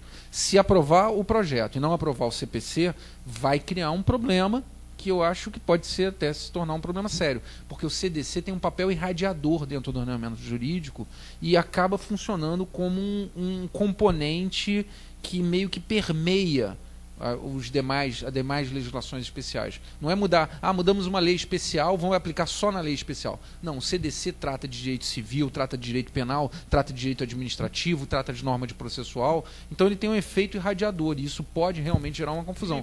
Mas eu ainda assim sou positivo sobre isso. Sabe o que me preocupa? É que por exemplo, a lei de improbidade vai ter um rito especial de processual, a lei de usura vai ter, no caso de rito processual, entendeu? O que vai acabar, na minha ótica, e no seio das ações coletivas, isso vai migrar naturalmente. Se for aprovado assim, todas as ações coletivas vão passar a ter esse procedimento. Vão ter que passar. Meu problema seria as ações individuais. Eu não sei como é que ficaria uma ação individual. Por exemplo, o juiz está com uma ação de consumo individual, o CDC dá uma estrutura que, ao meu ver, é melhor, ele vai querer aplicar. E aí você pode ter problemas nas ações individuais. Nas ações coletivas, essa migração vai ser natural. Não vejo outra saída para a situação. Então, gostaria de perguntar, indagar ao plenário sobre questões dirigidas aqui aos nossos expositores, doutor Felipe e doutor Marcelo. Gostaria de ficar à vontade para apresentar questionamentos. Então, eu vou mudar a ordem aqui. Eu vou fazer questionamento para a plateia. O que vocês acham desse terceiro imparcial? Do terceiro imparcial. Vou botar faz o seguinte, tem como botar o meu pendrive ali que eu vou mostrar o artigo para vocês. Essa figura não é indicada pelo juiz, ela é aceita pelo juiz. Quem indica são as partes. As partes levam, olha, tem um terceiro, tem uma pessoa que é altamente especializada e a gente quer que ele seja nomeado. Pode ser um perito. Mas, por exemplo, você pode ter uma discussão processual numa ação coletiva e chamar um Barbosa Moreira para falar. Não precisa ser uma questão um perito sentido estrito, mas tem que ser alguém que saiba sobre aquela questão de maneira profunda. Pode ir avançando. A questão terceiro imparcial é o seguinte: se o terceiro imparcial eventualmente entender que o seu cliente tem razão, como é que o senhor advogado, junto com a parte, vão decidir alguma coisa em favor do outro? Vão para o final, vão para a ação, vão. Isso não está previsto. É muito provável. É possível. Intervenção gratuita que não vai ser. Aí volta uma só. Entendeu? Como é que vai ser? Volta só uma, para 10. Aí, perfeito. Ah, não, desculpa, estava certo. Aí, beleza. Então, eu vou ler o dispositivo aqui para vocês. Poderá encaminhar o caso com a concordância das partes para avaliação neutra de terceiro designado pelo juiz da confiança delas. Das partes. Oi? Não. Isso aqui é dentro da audiência ordinatória. Um dos poderes. Oi?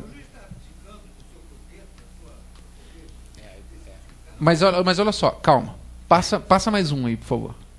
Parágrafo 1º desse artigo 90D. A avaliação neutra do terceiro, obtida no prazo fixado pelo juiz, será entregue pelo avaliador diretamente às partes, extra autos, confidencialmente, não podendo chegar ao conhecimento do juiz. Existe aonde? Como é que existe? Não, a parte vai dizer: excelência, olha aqui, o senhor nomeou um cara meu pedido, ele me deu de ganho de causa. Mas você não pode me dizer, mas eu já disse desculpa. Parágrafo 2º. A avaliação neutra do terceiro não é vinculante às partes e tem a finalidade exclusiva de orientá-las na composição amigável do conflito. Então, notem bem, como eu disse, não é um amicus curiae, não é um mediador, não é um expert. É alguém que as partes vão ouvir para se aconselhar. Só de composição. Só para dizer, olha, essa pessoa é o suprassumo nesse assunto. Eu acho que vai acabar...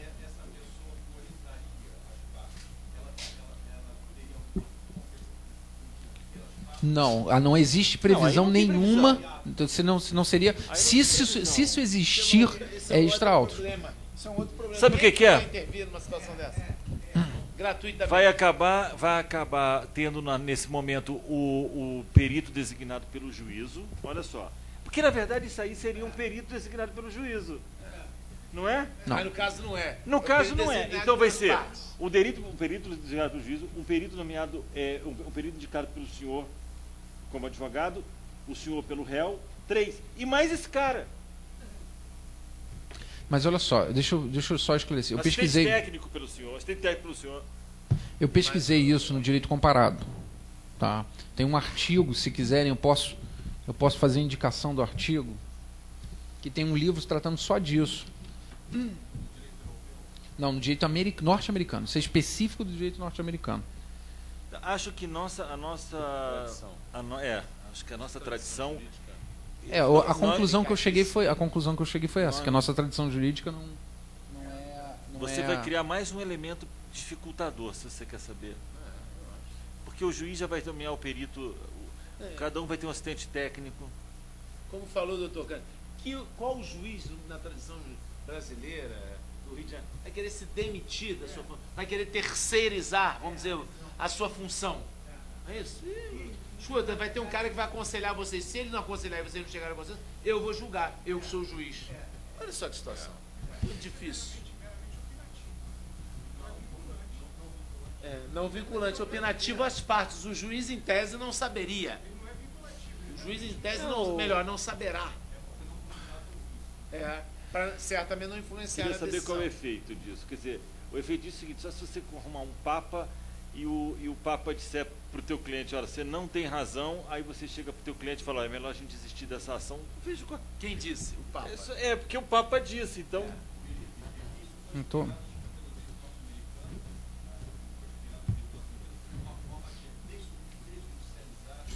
Exatamente. E esse terceiro imparcial, nesse artigo, que eu não estou conseguindo agora achar, esse terceiro imparcial é sempre alguém respeitável sobre aquele assunto. É o Papa que a gente tá pode falando. ser. O doutor É uma autoridade. Falou o seguinte, mas está judicializado, já está, como é que é desde... Sim, mas no direito norte-americano, como é que eles fazem? Eles param o processo, houve esse terceiro imparcial, se tiver uma boa alternativa, volta a ter conciliação. Há um subsídio, mas não o julgamento, há um subsídio à conciliação, e não o julgamento, ao entendimento das partes.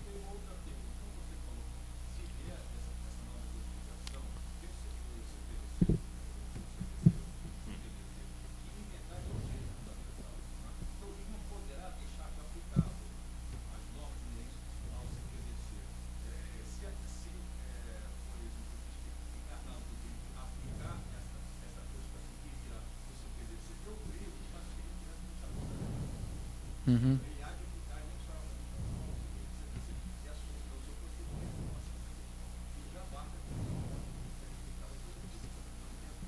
Eu acredito que sim. Isso pode, a tendência natural seja desenvolver nesse sentido.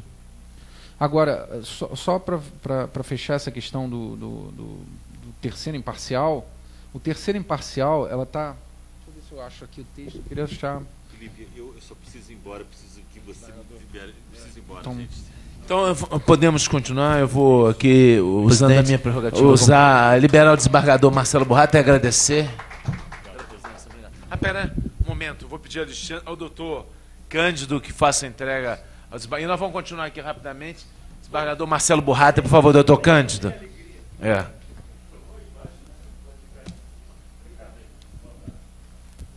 Obrigado, Marcelo. Obrigado pela presença. Então, e amanhã falamos. Então, obrigado.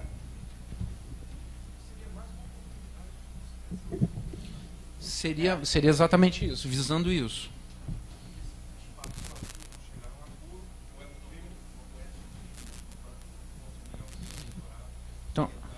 Então, aqui fala, por exemplo, em juízes aposentados.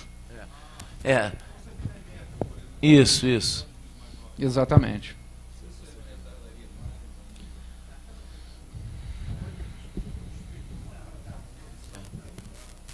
Gente, a grande verdade é isso que eu falei, que aquele bordão daquele hino da Copa de 70, 90 milhões em ação é o dado do CNJ no que diz respeito à justiça brasileira. Sendo que 2011 são apenas em um ano 26 milhões de ação. E aqui o professor Mário Frota, aqui nessa mesa, falou que não há notícias no mundo, ele roda, ou pelo menos os países aí europeus, de nenhuma judicialização próxima ao que está acontecendo no Brasil. Bom, esse projeto de lei, tal como alguns outros, mas esses de reforma e atualização do CDC, vem na linha de buscar soluções alternativas para uma justiça que já não mais responde. E aí não se está falando do fanismo do Tribunal de Justiça do Rio de Janeiro, do qual um membro estava aqui agora, não é porque ele não está, é porque os próprios membros desse tribunal estão admitindo que estão no limite da sua capacidade de julgar, por mais que dizem, aspas, entregam a prestação judicial rápida. E nós sabemos que muitas vezes questionava essa rapidez, essa justiça fast food, como se fosse uma espécie de McDonald's da justiça, que entrega um processo, ou resultado de um processo, rapidamente, que muitas vezes nós mesmos, como advogados, fazemos esse discurso. O que a gente precisa é que tudo na vida tem um tempo certo de maturação. E tudo que é muito rápido e a justiça célere e rápida demais pode consagrar uma verdadeira injustiça. E o Felipe estava falando no nosso último encontro uma coisa que é muito interessante. Estão querendo engessar até a doutrina com base na jurisprudência orientadora do STJ, nosso Tribunal Infraconstitucional, citando ele o Lênio Luiz Streck, que é um estudioso que nós conhecemos. Exatamente. Então, hoje os advogados dão os seus argumentos todos por vencido, porque o STJ tem uma posição, por exemplo, sobre a súmula, vou citar o exemplo da súmula 381, que diz que o juiz em matéria de direito bancário não deve conhecer de ofício. Ora, nulidade de cláusula contratual. Nulidade de cláusula contratual, tudo que vem de encontro ao que está previsto no CDC.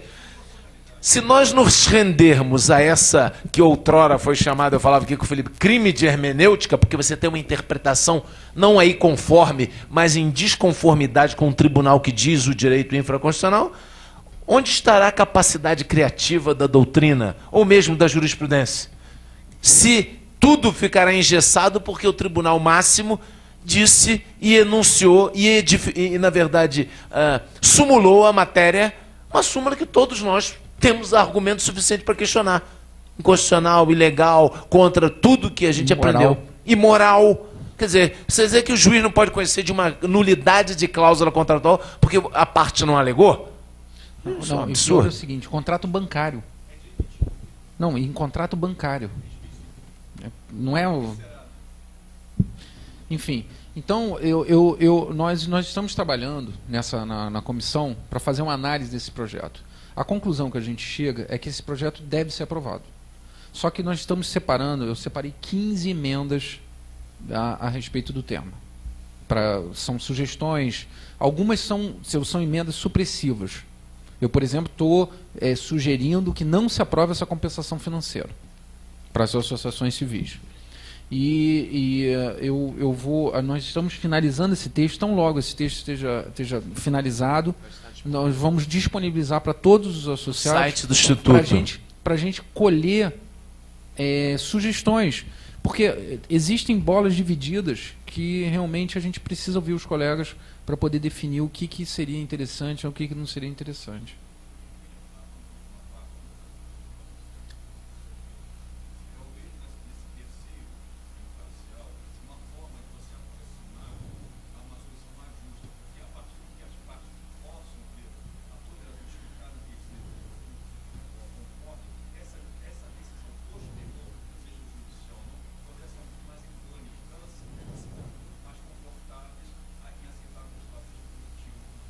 Como eu disse, a primeira vez que eu li, eu falei não.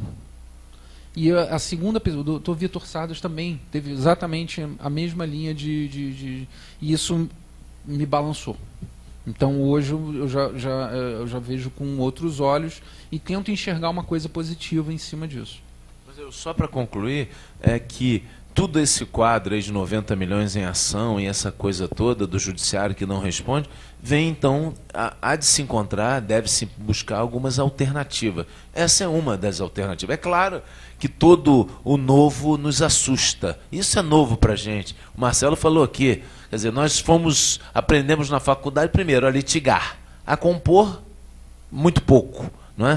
Quer dizer, aprendemos também a tratar de ações individuais. A tratar de ações coletivas, como ele referiu aqui, vários promotores que hoje manejam por função institucional sequer estudaram, aprenderam a fórceps, na marra. Né? Então, na verdade, esse projeto também cria algumas perplexidades, porque talvez venha apresentar uma solução para um problema que está vendo que não tem solução, senão com a novidade, com o novo. E o novo pode realmente nos assustar.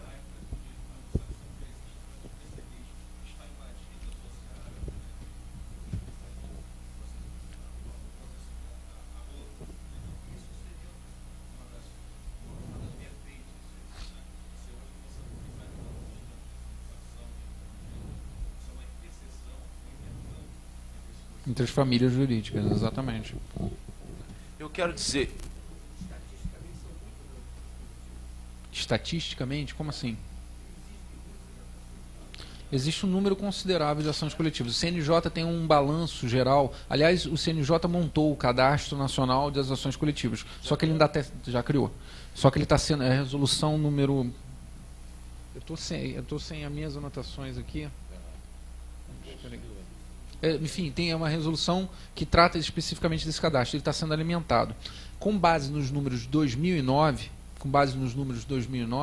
existem, porque existe também uma divergência sobre quais seriam as ações coletivas. Tem gente que diz que a ação popular não é ação coletiva. Então, o cadastro do CNJ, a princípio, com base em 2009, só tomou em consideração as ações civis públicas. Não contou mandado de segurança coletivo, não contou, enfim, outras... A habeas data se discute se é uma ação coletiva, não é o mandado de injunção, enfim, mas só ação civil coletiva, existem cerca de 25 mil ações coletivas hoje em curso, que é um número, para mim, surpreendente. Aqui no Rio de Janeiro, nós temos no site do TJ uma página só com cadastro das ações... Tem número, mas eu não me lembro de cabeça. mas tem uma relação de todas as ações coletivas propostas no Estado do Rio de Janeiro ainda em curso, né? E ali tem número, mas eu sinceramente não me lembro.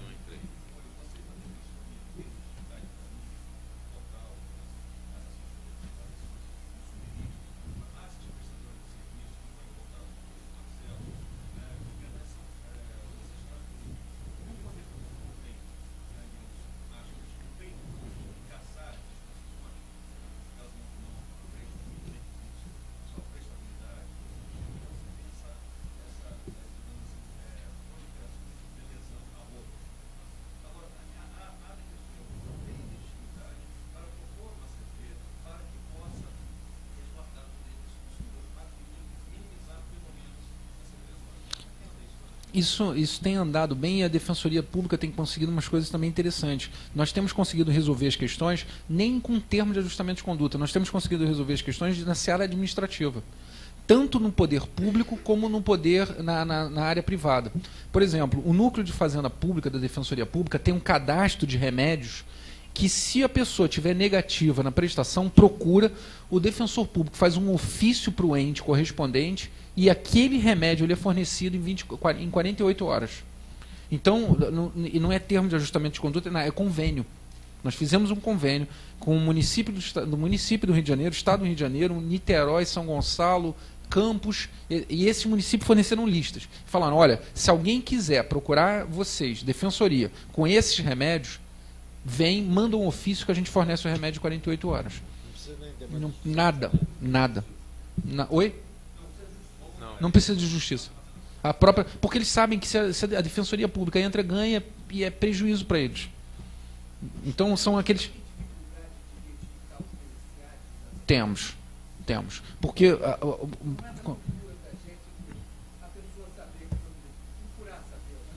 isso é complicado. Um dos objetivos desse cadastro nacional do CNJ é dar ampla divulgação aos temas que estão sendo tratados em matéria coletiva.